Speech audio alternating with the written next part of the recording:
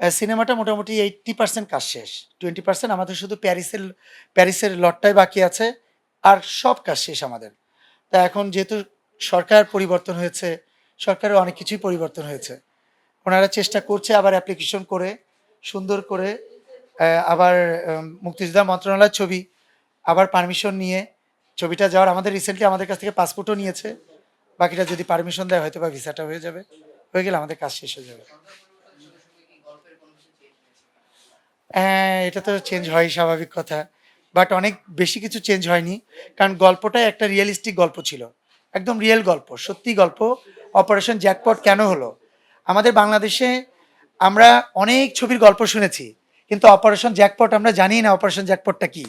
যে আজকে বাংলাদেশের মুক্তিযোদ্ধাটা আজকে এই ৯ মাসের যুদ্ধ হতো না যদি অপারেশন জ্যাকপট না থাকতো, জ্যাকপট না হতো। এই যুদ্ধ হয়তোবা ২-৩ বছর পার হয়ে যেত। এই অপারেশন জ্যাকপটটা কেন আসলো এটা আমরা বাংলাদেশের মানুষ জানিই না। এই ৮ জন সৈন্য, এই ৮ জন যে ক্যাপ্টেন, এই ৮ জন ক্যাপ্টেনকে যে পালায় চলে আসলো প্যারিস থেকে, পাকিস্তানি সৈন্য ৮ জনই, বাংলাদেশি বংশোদ্ভূত ৮ জন সৈন্য পাকিস্তান থেকে এদেরকে পাঠানো হয়েছে সাবমেরিন কিনতে প্যারিস। প্যারিসে যাওয়ার পরে ২৬শে মার্চ রাত হলো প্যারিসে থাকাকালীন এই ৮ জন ক্যাপ্টেন তখন চিন্তা করলো, তখন বাংলাদেশে ১৩ জন ক্যাপ্টেন ছিল ওই এক সাবমেরিনে। ১৩ জন ক্যাপ্টেন চিন্তা করলো যে তারা এই পাকিস্তানে না নিয়ে এই সাবমেরিন নিয়ে যাবে বাংলাদেশে, গিয়ে বাংলাদেশের সঙ্গে পাকিস্তানের যুদ্ধ করবে ২৬শে মার্চের পরে। তখন কি করলো, আমরা সর্বপ্রথম আমার ক্যারেক্টারটা, আমি এই আমাদের অনন্ত ভাইয়ের ক্যারেক্টার যেটা, আমি তখন রাত্রেবেলা প্ল্যান করলাম যে আমাদের সবাইকে এক জায়গা হতে হবে ১৩ জনকে।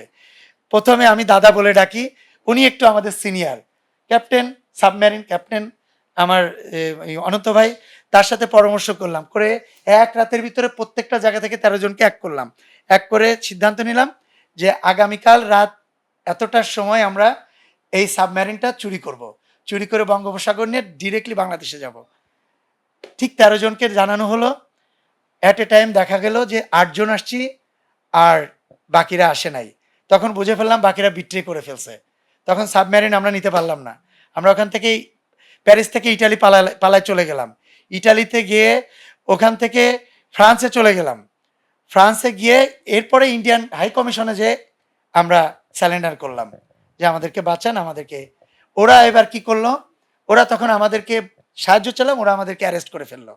অ্যারেস্ট করে ডিরেক্টলি ওরা ইন্ডিয়া থেকে ফোর্স গেল যে আমরা পাকিস্তানি সৈন্য, এটা বড় একটা ব্যাপার, পাকিস্তানি সৈন্য আমরা জাসুস হয়ে ইন্ডিয়াতে ঢুকতে চাচ্ছি, আমাদের অ্যারেস্ট করে ফেললো। পরে বাংলাদেশ থেকে বাংলাদেশের টিম গেল, এরপরে গিয়ে দেখে যে আমরা ৮ জন ক্যাপ্টেন, এই ৮ জন ক্যাপ্টেনকে দিয়ে তখন শুরু হলো অপারেশন জ্যাকপট, একটা টিম। এই অপারেশন জ্যাকপটে টোটাল ১২২ জনকে আমরা তৈরি করলাম। তৈরি করে ৮ জন ভাগ করে যে যে দেশে যে যে জায়গাতে মোংলা, এরপরে হচ্ছে আপনার ইয়ে কি যেন বলে চিটাগং, এরপরে নারায়ণগঞ্জ, যত জায়গাগুলোতে পোর্ট আছে পোর্টে ভাগ করে করে টিম ভাগ করে দিলাম। এবং অ্যাট এ টাইমে একই সময় অপারেশনটা সাকসেস করতে হবে।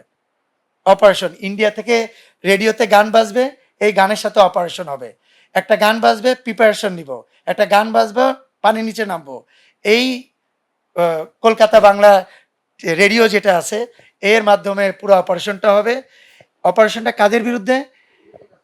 অপারেশনটা শেষ মুহূর্তের দিকে গেল কিভাবে, যখন জুন জুলাই চলে আসলো, জুলাই চলে আসলো, সেপ্টেম্বর অক্টোবর নভেম্বর ডিসেম্বর, হ্যাঁ নভেম্বর কাছাকাছি যখন আসলো, তখন পাকিস্তান কি করলো, যুদ্ধ শুরু হয়ে গেছে। ওরা বিভিন্ন দেশ থেকে ওরা বড় বড় জাহাজ হায়ার করলো, বড় বড় জাহাজ। ওই জাহাজে ওরা কি পুরা শীতের খাবার, শীত বস্ত্র, পুরা বছরে গোলা বারুদ, ট্যাঙ্ক সব এ পুরা পোর্টগুলাতে ওরা নিয়ে আসলো। আমরা অ্যাট এ টাইমে অ্যাট এ সময় পুরা সব জায়গা ধ্বংস করে দিলাম। এই ধ্বংস করে দেওয়ার পরে ওদের পুরা বছরের খাবার, পুরা বছরের গোলা বারুদ, পুরা বছরের শীত বস্ত্র, পুরা জায়গা থেকে ওদেরকে পুরা পৃথিবী থেকে পুরা হায়ার করা জাহাজ ওদেরকে দেওয়া বন্ধ করে দিল।